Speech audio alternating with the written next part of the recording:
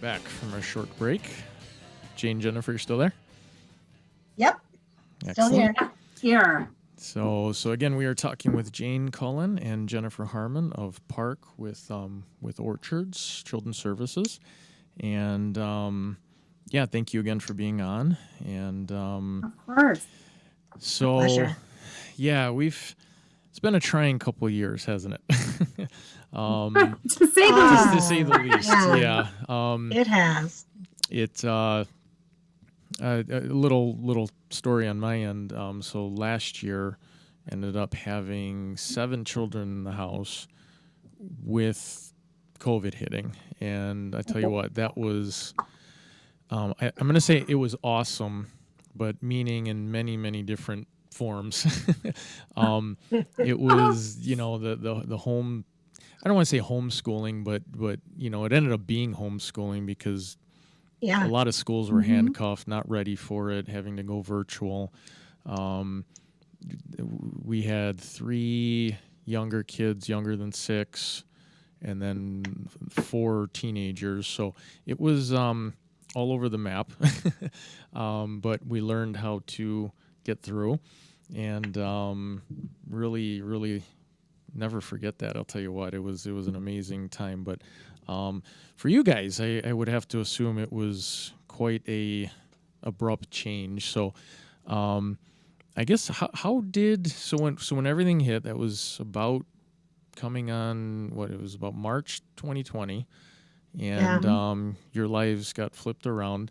How did you guys handle it? How did you confront it? What were your major challenges and everything like that? Are you asked for working for Park? For Park, yeah, exactly. For Park, yeah. Okay, Yep, I was like, do I know my own challenges because I have piles. Oh yeah, no, just. How long is the show again? Yeah, right. How long is the show again? Yeah. Jane can go on and on. We were so used to seeing our team, like each other, every day in the office, and we were.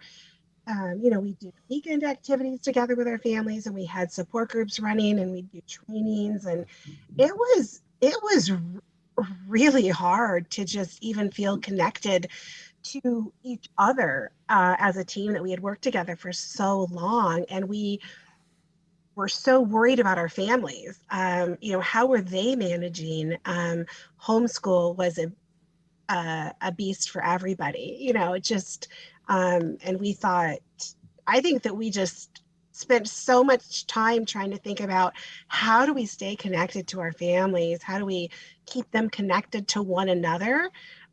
When things first got shut down in March, I mean, we absolutely weren't prepared for to be able to move things to a virtual setting in a time. We just didn't think about it. I mean, I think, Jenny, I don't know, and you can speak to this, but I kept thinking like it's not going to be that long. Like we'll be able to be back together before too long.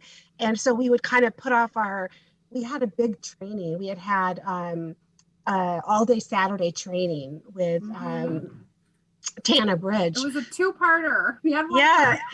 It was a 2-parter, and we only had one part. And, the families were ready to come back the next Saturday, and we were like, I don't know what we were thinking, but we were waiting for the last moment to cancel it. Like we kept thinking, like, it'll be okay. Like they can come on Saturday. And so then, we really had to readjust and kind of think about things differently. And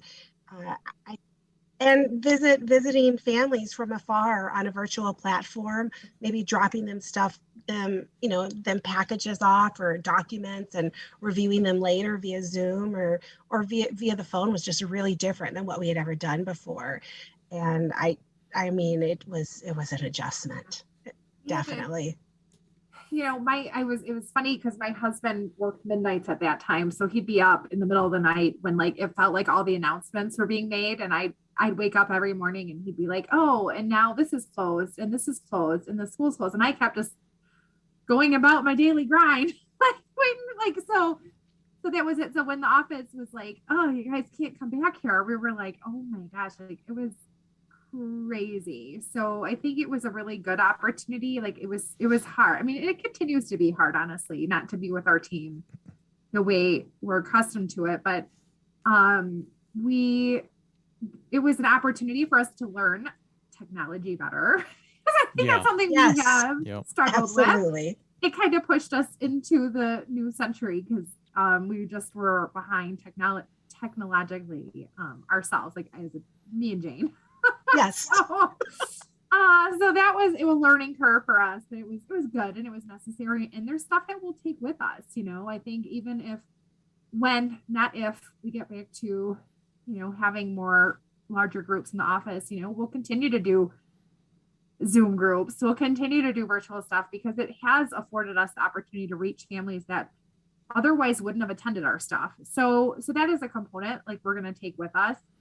But it also bred our creativity in our events. We had our drive-through Santa came from the COVID shutdown, and Amy, our drive-through Easter Bunny, and we did book clubs with our families, and we did reading groups with little kids, and a teen support group. We've done online trauma-informed yoga with our kids. So it's like we really used it as an opportunity to get creative and to try to really dig deep into what our families want and need in terms of these support activities, because people, obviously we weren't able to go into families' homes the way we wanted, and people didn't want us in their homes,